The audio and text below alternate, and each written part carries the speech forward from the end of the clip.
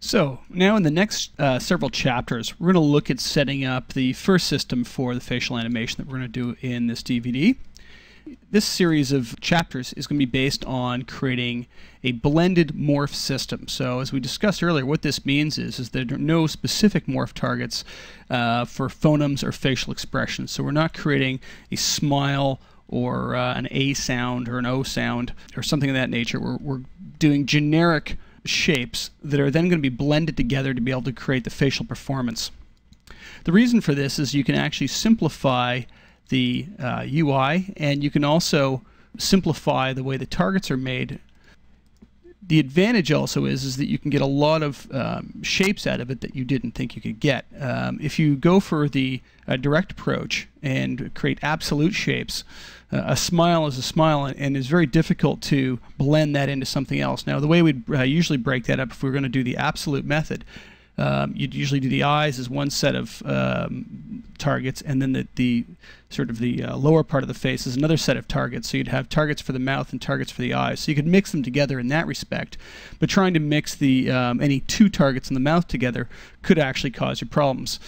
Now, the advantage of a system like this, just going with a straight absolute target system, is it really creates less R&D work to get it done. And quite frankly, can actually be the faster system to use, especially in something like a TV commercial. If you know the character has a limited things that they have to do and limited ranges of emotion or a limited ranges of things they need to say, then you don't have to create a lot of targets to begin with. There isn't a whole lot that's left to chance because you know exactly what you need to create. The other advantage of doing absolute targets is that basically you can hand over the model to a modeler and say, go ahead. They don't need to know anything about rigging. They don't need to know anything about how it's going to get used, and say, I need a smile, I need my phonemes, I need a frown, and can you please make these for me? And they can go ahead and make them out of the shape. You drop them into Morpher and go ahead and morph them.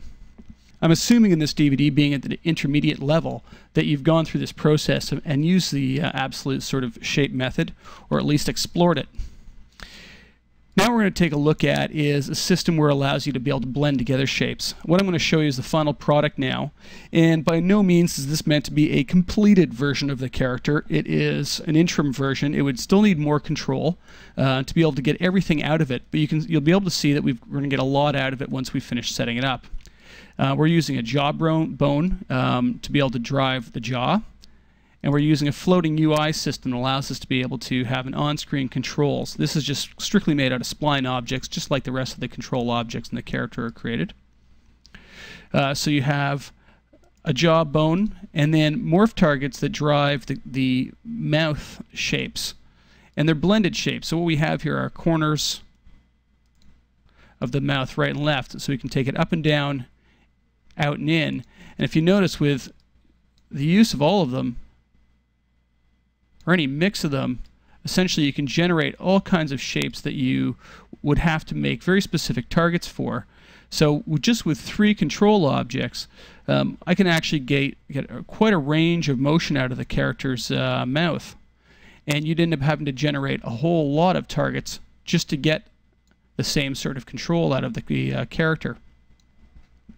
So what it does, it allows you to actually have a lot more reuse out of the targets that you do create if you generate them with a blending in mind, that you're going to blend them together. Again, with the eyes, we've got eyelids. Now we could get further into this and actually have the eyelids be able to curve and shape, which is really what you'd probably want to be able to do. In this case, I've just simply done a basic close. So you can take the eyelids at any point in time and close them. Also, a pupil setup. So we set the eyeball up ready for this, and now here's the actual pupils working. And again, we're going to show you how to set that up. And then eyebrows as well, which are kind of fun to animate with, because they allow you to be able to scrub side to side and get a blending from an angle on the eyebrows. If done correctly, you can actually set your character up in such a way that you can actually grab a handful of controls at once and actually get quite a range of motion